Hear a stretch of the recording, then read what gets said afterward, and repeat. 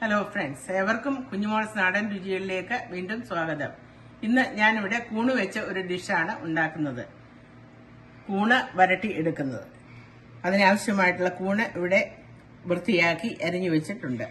മറ്റ് ചേരുവകൾ: സവാള അരിഞ്ഞത്, കറിവേപ്പില, ഇഞ്ചി, വെളുത്തുള്ളി, പച്ചമുളക്,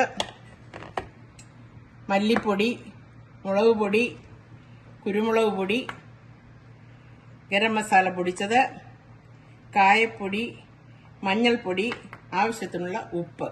ഇത്രയും സാധനങ്ങളാണ് ഇതിന് വേണ്ടത്. ഇനിയും ഇത് എങ്ങനെയാണ് ഉണ്ടാക്കുന്നതെന്ന് നോക്കാം.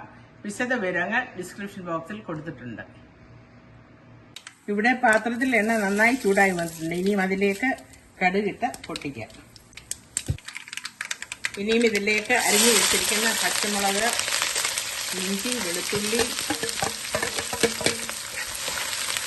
ഉള്ളി, കറിവേപ്പില ഇതെല്ലാം കൂടെ ഇട്ട് ഒന്ന് നന്നായി വഴറ്റിയെടുക്കാം.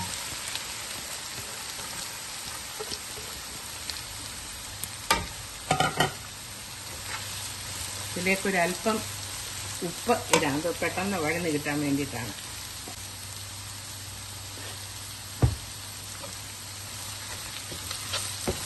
ഇത് ഒരു ലൈറ്റ് ഗോൾഡൻ ബ്രൗൺ ആകുന്ന വരെ ഒന്ന് വഴറ്റിയെടുക്കണം.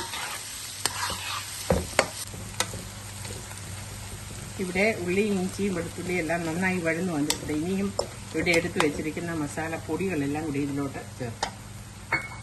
മല്ലിപ്പൊടി, മുളക് പൊടി, ഗരം മസാലപ്പൊടി, കുരുമുളക് പൊടി, കായപ്പൊടി, മഞ്ഞൾപ്പൊടി. ഇതിന്റെ പച്ചമണം മാറുന്നവരെ ഒന്ന് റോസ്റ്റ് ചെയ്തെടുക്കാം. പൊടികളെല്ലാം നന്നായി മൂത്ത് വന്നിട്ടുണ്ട്. ഇനി ഇതിലേക്ക് കൂണ് ഇടാം. നന്നായി ഇളക്കി യോജിപ്പിച്ച് ഒന്ന് നല്ലതുപോലെ വഴന്നു വരുന്നവരെ അടച്ചു വെച്ച് വേവിക്കാം. ഇതിനകത്ത് ഒട്ടും തന്നെ വെള്ളം ചേർക്കരുത്. കൂണിൽ നിന്ന് ആവശ്യം പോലെ വെള്ളം ഇറങ്ങുന്നതാണ്. ഇവിടെ നമ്മുടെ കൂണ് വരട്ടിയത് അഥവാ കൂണ് മസാല റെഡി ആയിട്ടുണ്ട്. ഇനിയും തീ ഓഫ് ചെയ്യാം. ഇതൊരു സെർവിങ് ഡിഷിലോട്ട് ഇനി മാറ്റാം. ഈ കൂണ് മസാല ഇതുപോലെ എല്ലാവരും ഒന്ന് വീട്ടിൽ ട്രൈ ചെയ്ത് നോക്കുക.